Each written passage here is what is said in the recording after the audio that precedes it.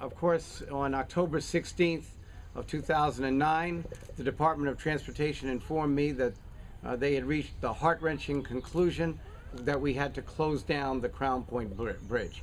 First and foremost in that decision was public safety. So in spite of the fact that that was the right decision, it nevertheless caused inconvenience for families, for workers, and disrupted all kinds of activity right here in this area.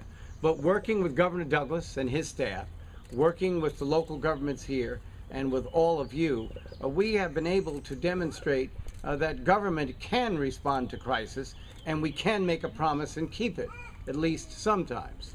And so within days of the closure of the bridge, we had walk-in information centers that were staffed by our State Emergency Management Office with assistance from the Department of Transportation and the Department of Labor, and not to leave out the Empire State Development Corporation.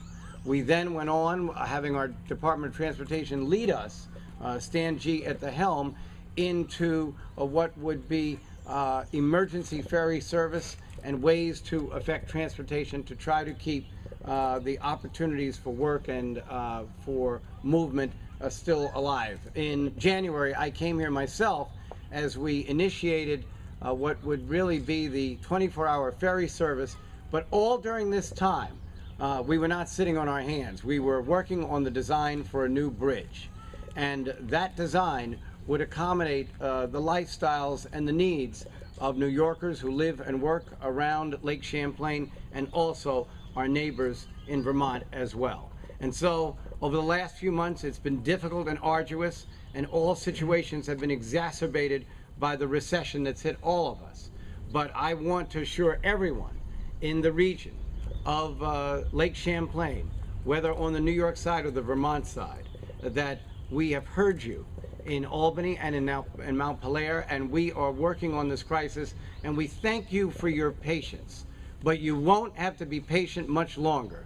We are starting construction on a new bridge today.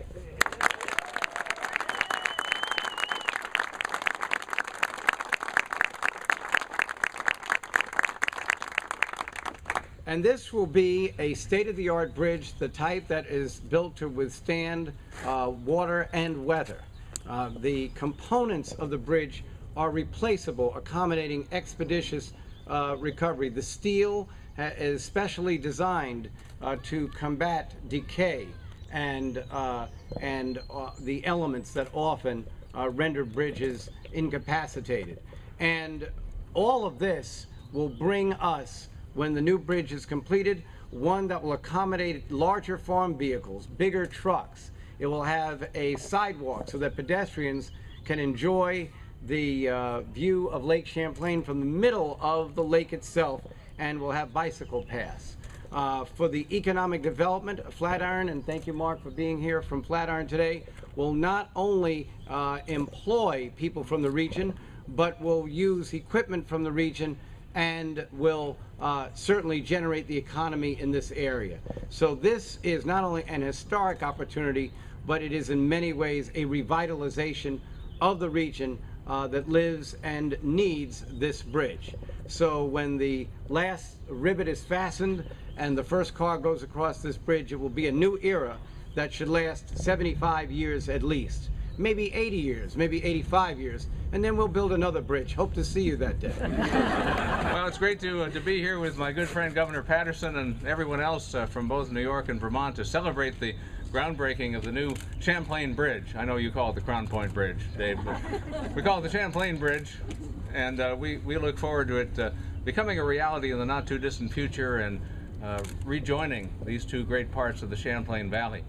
It was 1928 when Governor John Weeks of Vermont and Governor Franklin Roosevelt of New York gathered to dedicate the bridge that was torn down last fall. And on that occasion, Governor Roosevelt made an interesting political observation. He said, "I don't know what the consequences will be, what the effect of this new bridge might be in the future, whether it'll bring a lot of Republicans from Vermont over to New York or a lot of Democrats from New York to Vermont. I think we know which happened." But we hope it'll bring a lot of people both ways when it's dedicated late next year.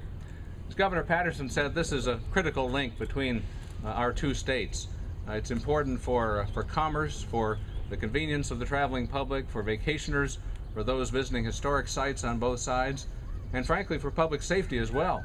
The hospital that serves many folks in this part of New York State is across the lake in Vermont, and we want to be sure that the public health and safety continues to be paramount as we look forward to a new era. This bridge, as the governor noted, is going to be state-of-the-art. We have the opportunity to use modern technology and materials in constructing a new bridge, one that won't need to be shut down when repairs are made, one that won't need to be painted as frequently, one that will be safer and wider for the public, both in vehicles and on foot. We've listened to the people of New York and Vermont as the design has been finalized. And I think it's going to be a great structure, representative of the old bridge, but modern enough for the 21st century. I live in Addison County, just across the bridge, so I understand how important it is to have this vital link. Whether it's farmers who have croplands on both sides of the bridge, people seeking medical help, or just going to work, we need to have that opportunity for them to safely and conveniently get across the waters of Lake Champlain. Last year we had a big party. We celebrated the 400th anniversary of the lake. I often noted that probably the lake was here earlier than that, but Samuel de Champlain first visited it in 1609. And it was a chance for us to celebrate it as a great resource, join with our Quebec friends and neighbors to celebrate it as a natural resource, as a place of commerce, as a place of recreation and of natural beauty. And now we have a chance to take the next important step in celebrating the community that is the Champlain Valley of New York and Vermont. We have the chance to put a modern structure in place that will allow everyone to continue to be a part of this community and to enjoy living in one of the best places on earth. So I look forward to joining with all of you, although Governor Paterson and I will be private citizens when maybe they'll let us cross the bridge next year, Dave, I don't know.